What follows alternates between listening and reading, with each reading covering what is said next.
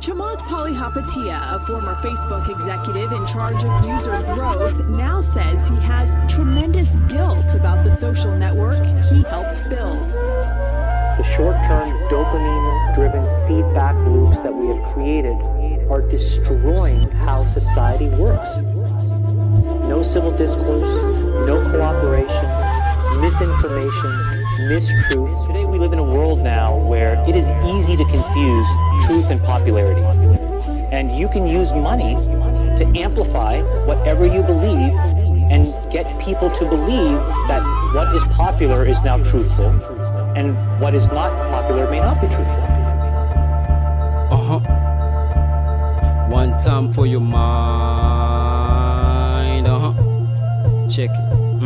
Listen. I feel like my man be telling me that everything is just a mile away if we know how to cut the street. I don't know why progressive always gotta sound so strange. It's like we know the problem but we don't know how to change the funny things. That's why I can speak for all the dead presidents, the real people that thought about poor residents.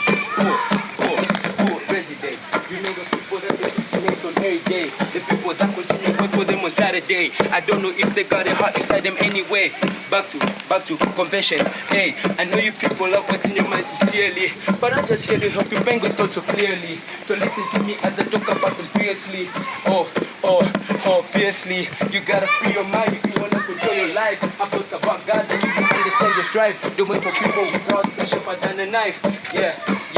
Pride is like a knife. You know pride's kind of contagious, so you just gotta fight. Now with your face be courageous and then just do what's right. But point to something the Bible is words and be a light. Something that can shine so brighter than all the stars at night. I'm gonna tell you the Bible has everything you need. So don't you waste your time on all these magazines and weed. You just destroying your mind with all the stuff you see. And like the Bible says, what we can see is what we feed. You understanding, you understanding it.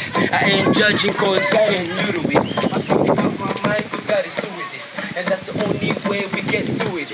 You know this time that we're living it can be so deceiving. It's like you people too blind to see that they was the game. Or maybe we're too attached to what the ones provided. But can it even come close to what God is prepared?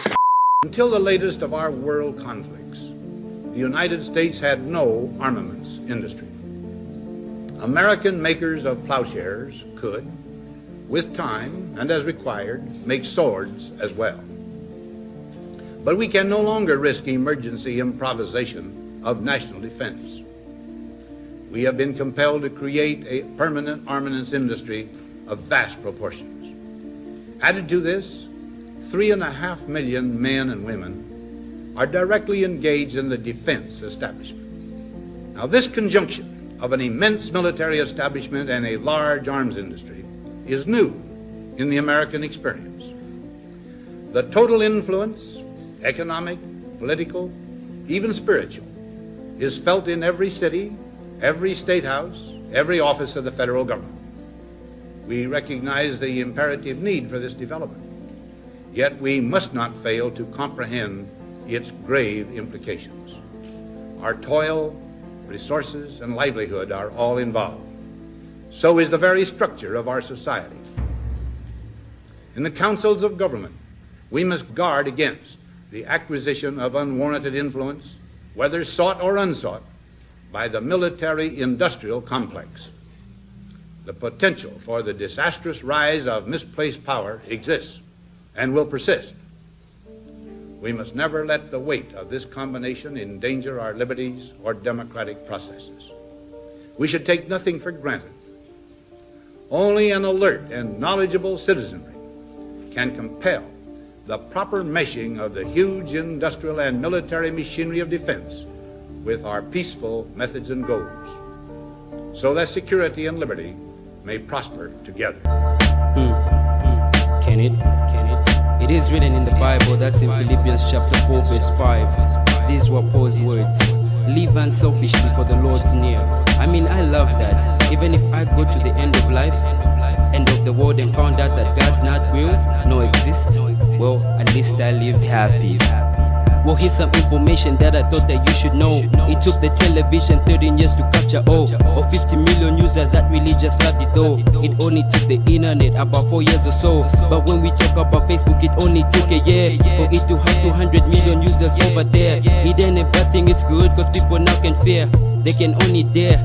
Then maybe maybe share. But have you thought about the major problems you'd invest? Your privacy, your time, and all your other deep interests. With your mind giving out discounts, how you gonna know your cost? Cause Facebook wasn't really meant for all those useless posts. So I'm gonna finish it up and wrap it up this way. Your mind deserves all your time, please throw the dirt away. It's time for you to find God and live life every day, so that when He comes to judge, you gonna know what to say. What to say? What to say? Yeah, the mind. I told you read Philippians chapter 4 verse 5, you gonna know what to say.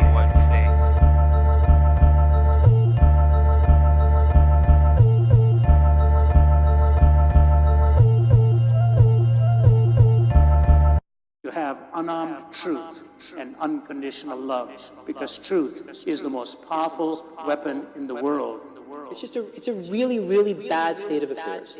And we compound the problem, right? We curate our lives around this perceived sense of perfection because we get rewarded in these short-term signals, hearts, likes, thumbs up, and we conflate that with value and we conflate it with truth.